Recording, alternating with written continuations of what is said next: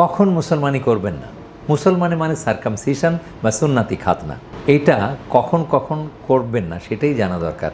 হ্যাঁ, আপনি মুসলমানের সন্তান হয়েছে, আপনার ঘরে পুরুষ সন্তান, অবশ্যই মুসলমানি করবেন, কিন্তু একেবারে অ্যাবসলিউটলি নিষেধ করা আছে ডাক্তারি মতে।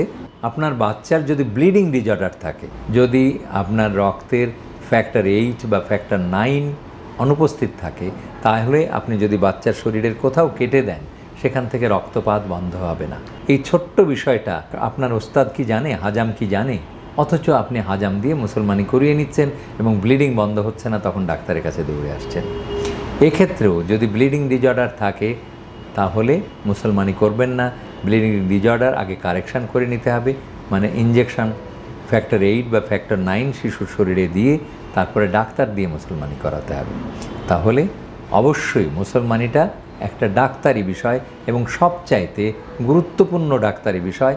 এটি হলো প্লাস্টিক সার্জারি প্রথম, কারণ এই পুরুষাঙ্গের উপর নির্ভর করে পরবর্তী বংশধর, আপনি যাকে বলবেন যে এটা আপনার বংশের বাতি জ্বেলে দিয়েছে, আপনার বাতি কিন্তু জ্বলবে না যদি হাজাম দিয়ে মুসলমানি করতে গিয়ে অকামটা করে ফেলেন।